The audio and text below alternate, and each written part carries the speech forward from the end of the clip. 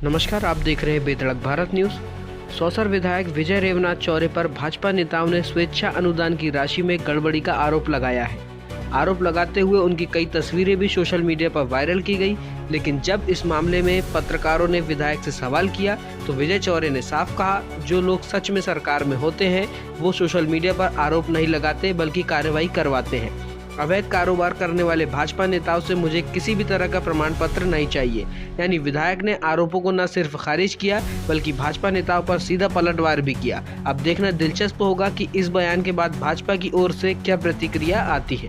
द्वारा जो है कुछ पोस्ट वायरल की जा रही है जिसमें आप पर आरोप लग रहे हैं कि आपने जो स्वेच्छा निधि अनुदान है उसका दुरुपयोग किया है। साथ ही काफी जो व्यापारी है, कुछ उसमें पत्रकार भी है, उनको जो राशि दी गई है वो अति गरीबी में दी गई है, तो उसको लेकर क्या चाहिए? देखिए, स्वेच्छा अनुदान के जितने हमारे पास आवेदन आते हैं या जितनी डिमांड आती है, हम चिट्ठी जारी करते हैं। विधायक के हस्ताक्षर से कोई चेक जारी नहीं होता और ना कोई राशि डलती है। अनुशंसा करते हैं, कलेक्टर उसको जो है वो वेरीफाई करता है, फिर जिला योजना मंडल में उसमें सब कुछ जांच होने के बाद उनके खाते में पैसे आते हैं। वास्तविकता ये है कि हम जिनको भी राशि देते हैं वो या तो गरीब होते हैं, जरूरतमंद होते हैं, परेशान होते हैं, किसी का ऑपरेशन है, किसी का इलाज है, किसी को पढ़ाई के लिए कम पैसे पड़ रहे हो, तो इन सब चीजों के लिए हम लोग मदद करते हैं, वो हमारा अधिकार है। और स्वेच्छानुदान का अर्थ ही है कि हम अपनी स्वेच्छा से किसी को भी राशि आहरित करते हैं। हमने अगर आप कोई पत्रकार अगर आता है, अगर वो बोलता है मेरे घर में कोई बीमार है, परेशान है, तो उसको हम 5,000, 10,000, 15,000 की मदद करते हैं। जहां तक व्यापारियों का सवाल है, बहुत सारे लोग मेरे पास आते हैं, ऐसे गरीब लोग बेचारे जिनके घर में राशन नहीं होता, जिनके घर में 1 टिन तेल लगती शादी के लिए, किसी के घर में चावल रहता है 1 क्विंटल, आधा क्विंटल, किसी को गेहूं लगता है, किसी के यहाँ शादी होती है, किसी के यहाँ तेरहवीं होती है। माता पिता आते हैं गरीब लोग, तो उनको मदद करते हैं, बिल्कुल करते हैं और आगे भी करते रहेंगे। अगर मान लो कोई अगर किसी को लग रहा है कि भाई हमने किसी को लोहा सीमेंट की व्यवस्था करें, कई गरीब लोग ऐसे हैं जो हमको 10 बोरी सीमेंट मांगते हैं, जिनका घर बन रहा होता है, किसी को 5 बोरी सीमेंट लगता है, मदद करते हैं और वो हमारा अधिकार है। हमने कोई गलत दुरुपयोग किया नहीं है और ना आगे करेंगे।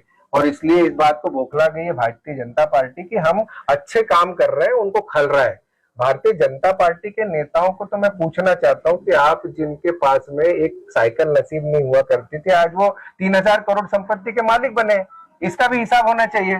तो जो गलत अगर मैंने किया है, स्वेच्छानुदान का दुरुपयोग अगर मैंने किया है, तो मेरे खिलाफ कार्रवाई हो। आपकी सरकार है दिल्ली में, भोपाल में, ईडी, सीडी, सीबीआई सब तो आपके पास में है। तो आप जब लोगों के घर तोड़वा सकते हो, लोगों के ऊपर कार्रवाई करवा सकते हो, तो मुझ पे भी कार्रवाई कीजिए। अगर मैं दोषी हूं तो मुझ पे कार्रवाई होनी चाहिए।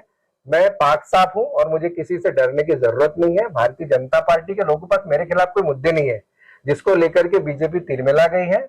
और एक सबसे बड़ा दुख का विषय है कि पत्रकार, जिसको चौथा स्तंभ कहा जाता है राजनीति का, लोकतंत्र का, उनके ऊपर जो भाजपा के लोग जो सट्टा चलाते हैं, जुआ चलाते हैं और जो भाजपा की नेतागिरी करते हैं और जो बड़े नेता के संरक्षण में उनका व्यापार फल फूल रहा है, उनके द्वारा झूठे अनगढ़ आरोप लगाए जा रहे पत्रकारों पर और अभद्र टिप्पणी की जा रही है, ये निश्चित रूप से निंदनीय है। मैं एसपी महोदय से अनुरोध करता हूं कि ऐसे सट्टा माफिया, जुआ चलाने वाले, रेत माफिया, भू माफियों के खिलाफ में एसपी साहब ने तत्काल कार्रवाई कर जेल भेजना चाहिए और इनके आतंक को खत्म करना चाहिए।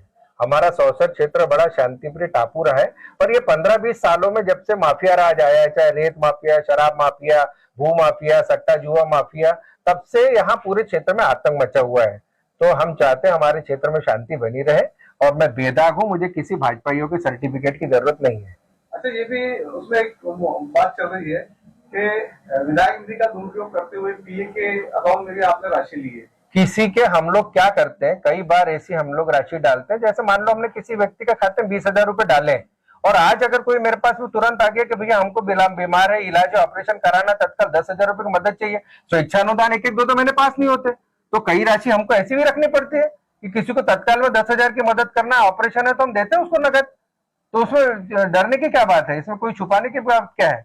पर हाँ, इतना अगर आरोप लगा, 18 लाख 20 लाख रुपए बहुत बड़ी राशि होती है। हमने अगर किसी के खाते में 1-2 लाख रुपए डाले हैं तो वो निश्चित रूप से लोगों की मदद के लिए डाले हैं। कोई विजय चौरे के घर का किराना कोई 10,000 और 5,000 से नहीं चलने वाला। हम लोगों को मदद करते हैं, किसी को तेल की टंकी लगती है, किसी को चावल लगता है, किसी गरीब के यहाँ शादी होती है, तेरहवीं होती है, उसके लिए दुख पीड़ितों के लिए हम लोग बैठे हैं। मेरे पास में कोई काली कमाई रेत में से नहीं आती। 1 करोड़ रुपए जो मोहड़ परिवार को आता है अवैध धंधों से, और सारे इनके आतंक मचा हुआ है। मेरे पास कोई ऐसे गलत धंधे नहीं है। मैं जो भी करता हूँ पूरी ईमानदारी से, निडरता से, स्वेच्छा से करता हूँ और आगे भी करूंगा।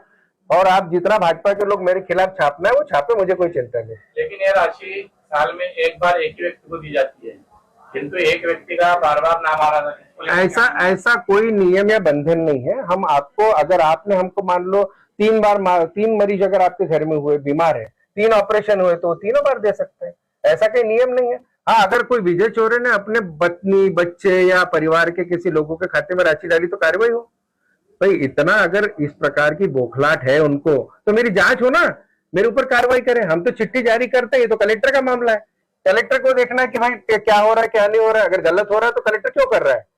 तो इस पर जो है वो बौखलाहट है इनकी, बीजेपी के लोगों की तिलमिलाट है। मेरे खिलाफ कोई मुद्दे नहीं मिल रहे। मैं जनता की लड़ाई लड़ रहा हूँ, सदन से लेके सड़क तक के लड़ाई लड़ रहा हूँ, किसानों की, मजदूरों की, बुनकरों की, बिजली की समस्या को लेकर, दूध संघ का पेमेंट नहीं निकलता उनको लेकर, हर जंग पे मैं तैयार रहता हूँ। और अभी तो मैं एक बहुत बड़ा आंदोलन 23 तारीख को करने जा रहे हैं पांडुरना में।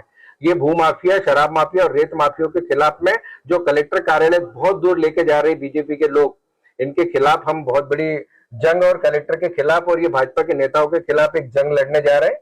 और जिसकी जो है 23 तारीख को मैं सबसे अपील करता हूँ कि इसमें आप अधिक से अधिक लोग हमारे समर्थन में खड़े रहें।